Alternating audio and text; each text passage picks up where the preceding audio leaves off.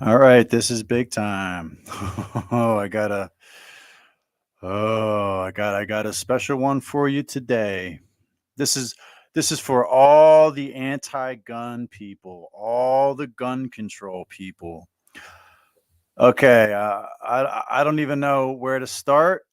Let me just say that thank God we have people who just determine what the problem is. I love it. Thank God they can figure out the problem for us. So let's get right to the video. This is all we're going to cover today. I'm going to play the video and then show, don't tell. And new at 5, a family in the Bronx talking about the murder of their son at an Army base in Alabama. 21-year-old Abdul Latifu had only served as a soldier for 5 short months when an argument with a fellow soldier escalated to murder. The family saying the Army isn't providing the answers they need. Eyewitness News reporter Michelle Charlesworth spoke to the family tonight. She's live in the Belmont section. Michelle, you just... Stop, Michelle. Stop. You're in the Bronx. People are killed every day. Unless you do this for every video, please stop. You're not trying. I don't want you to try to win a fucking Emmy or a Golden Globe. Stop. Feel for this family. Oh, Sade, this young man, Abdul Latifu, was in the Army. He was training to be an air traffic. And I'm not saying this guy deserves to die. I'm not saying that. Don't confuse me for that person. But listen to who the family, listen to what they say the reason is. This is what pisses me the fuck off. Traffic controller staying in Army dorms with 2 other privates, and that is where he was. Black privates. Get it straight. Tell the whole story. Brutally murdered. The murder weapon was a sharp shovel that can be used also. It's a military tool. It can be used as an axe. And the family says he was hit in the head 8 times, head and face, 8 times with that murder weapon. Wow, I thought the military vetted these people. I thought they gave them a psychological profile. Or they're oppressed little puppies and we're still pretending that there's not a violence problem from the black community, right? And that he also suffered defensive wounds. There is no word on any injuries to the 21-year-old who was charged.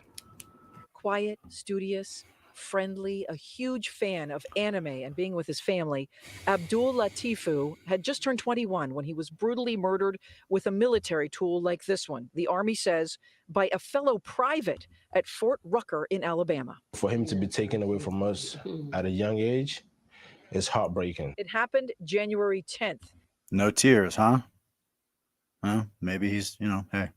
And from that day, the family says there has been very little information and little respect. At that time, I know in my heart my son is in the morgue, not in the hospital. The Army says the murder weapon was an entrenching tool, a folding, sharp military shovel that his family says never should have been allowed in an area away from supervised training. Charged with murder is 21-year-old Brian Jones Jr. I want justice. I want case law out of this. Mohammed, his brother, wants the law changed. He never wants entrenching tools to be in dorm areas again. Oh my God. Oh shit. I got so much to say. That's right, everybody. It's not the black guy's fault. It's the shovel's fault. Listen to this logic.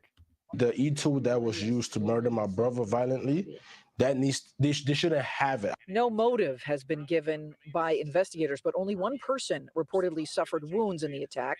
You hear they say altercation, fight, and this guy doesn't fight. The family is just heartbroken. So what that means to me, they're saying defensive wounds, but then they're saying there's no defensive wounds. I'm thinking he killed the guy in his sleep. Imagine a soldier sleeping next to you and then he kills you in your sleep. Do you think that's the type of person who should be in the military? Broken and desperate for timely information. Again, I'm not saying this guy deserved to die. I'm not saying that. But this is how certain people view the world.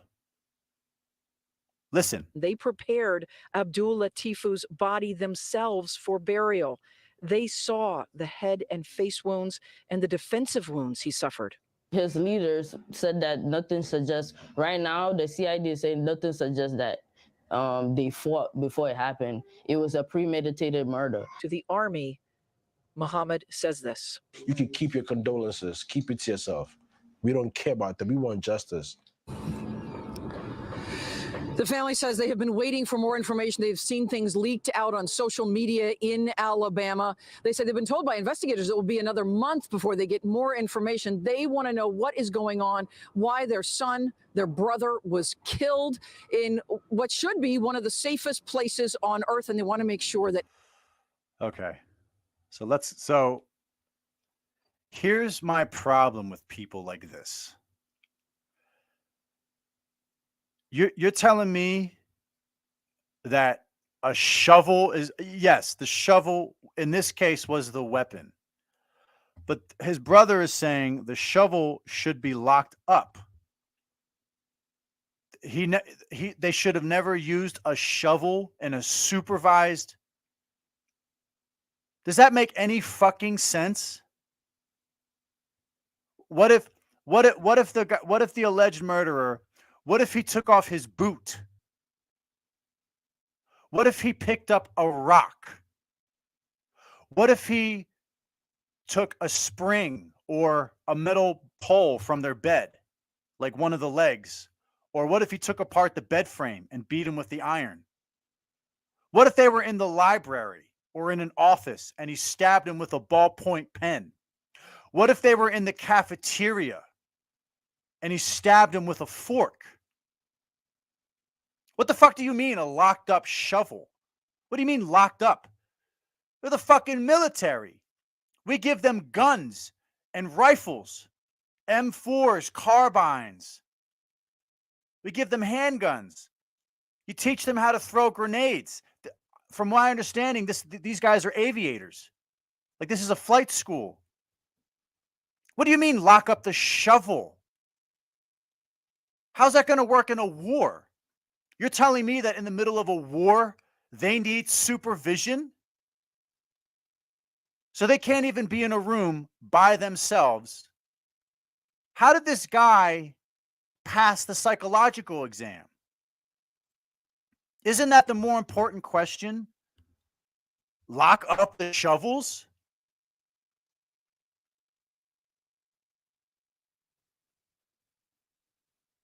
Lock up the shovels. Like, I'm sorry the military is dragging their feet because this embarrasses them, because what that tells me is that they didn't vet this guy. They did not vet this guy at all. That's what I'm taking from this. I mean, I don't know. I don't have any military experience. But for his brother, for the brother to say lock up the shovel, they should have been supervised. So somebody has to follow these guys around at all times so they don't murder each other.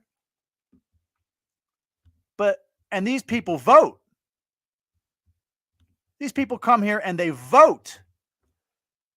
I mean, if they think shovels are bad, what do you think they think about guns?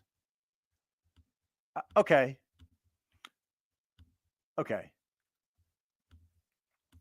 Remember this guy? Remember when this piece of shit ran over 70 white people in a parade in an SUV? There were people saying hashtag ban SUVs. Okay. All right. I live in PA, right? How many incidents with the Amish? How many times do you think, how many farm sheds, how many tools do you think exist in the Amish community? Pickaxes,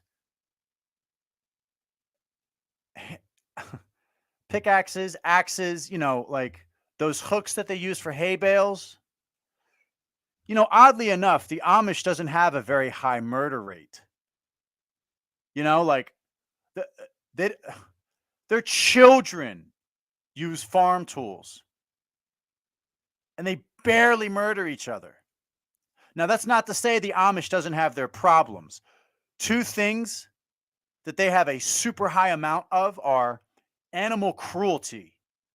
Some of these people, as godly as they claim to be, torture animals, puppy mills, working horses to death.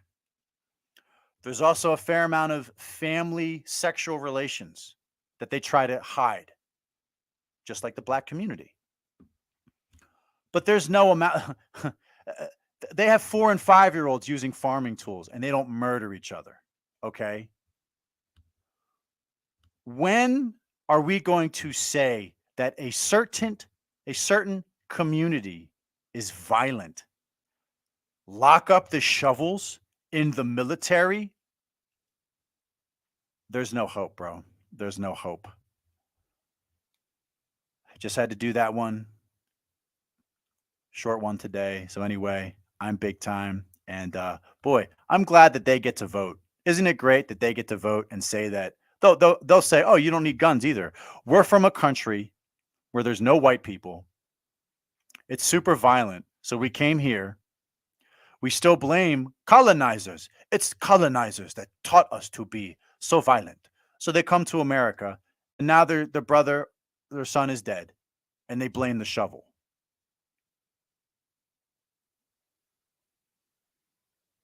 Self-reflection, my brother. Self-reflection.